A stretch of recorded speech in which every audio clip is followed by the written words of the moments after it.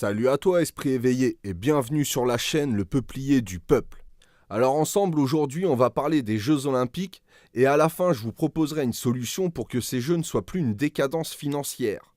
Car la maire de Paris pourra mentir autant qu'elle le veut, en osant dire que cela ne coûtera rien aux contribuables, alors que on sait pertinemment que ces JO vont coûter une véritable fortune.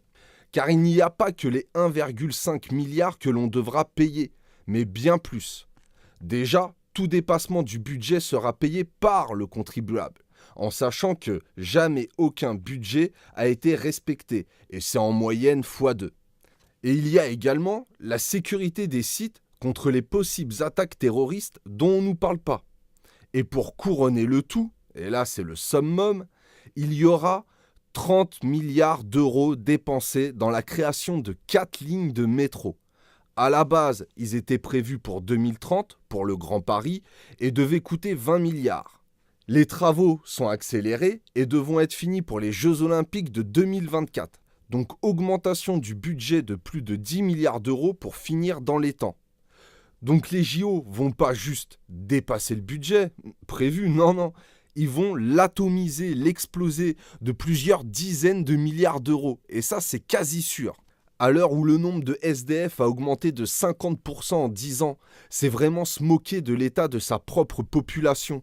Comme si du pain et des jeux suffira à maintenir leur système inégal où ils exploitent de la main-d'œuvre bon marché pour construire les structures de leur spectacle élitiste de gladiateurs, où l'esclave se satisfera de regarder le résultat de son travail à travers son petit écran de télé. Allez, soyons fous et complètement schizophrènes comme nos maîtres.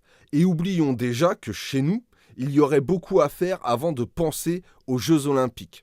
Et je vais vous faire une petite proposition pour que ces Jeux Olympiques ne soient plus une décadence de dépenses d'argent public. Pourquoi ? Pour financer les JO, on ne pourrait pas prendre un pourcentage sur le marché du sport. Je m'explique. En France, par an, le marché du sport, c'est 37 milliards d'euros. Ça va du t-shirt vendu au transfert d'un joueur. C'est à peu près 2% de notre PIB. Donc je repose la question. Pourquoi on ne pourrait pas financer les JO en prenant directement un pourcentage sur le marché du sport des pays développés et qui participent aux Jeux ? Et si on prend ce système de financement, je rajouterai un deuxième point. Au lieu de faire ces Jeux dans des pays déjà développés, on pourrait peut-être le faire dans des pays qui manquent d'infrastructures. Ça serait comme un don, directement des pays développés aux pays en voie de développement ou pas du tout développés. Et sur ce financement, on pourrait dire que juste 30% serait consacré aux jeux, au sport et tout le reste investi dans des infrastructures publiques, du style route, eau, énergie renouvelable, école, enfin des tas de choses quoi. Donc au lieu d'investir des milliards et des milliards dans des projets complètement inutiles en Occident, il serait plus judicieux et surtout juste d'aider les pays qui manquent d'infrastructures. Et là, peut-être, je trouverais des valeurs un peu plus humaines dans les Jeux Olympiques. Voilà, petite vidéo terminée. J'espère que celle-ci vous aura plu. Si c'est le cas, partagez-la. Si c'est pas le cas, c'est pas grave. Je vous souhaite quand même amour et courage. Prenez soin de vous et de votre entourage. J'espère à très bientôt. Gardez le point levé. À très vite.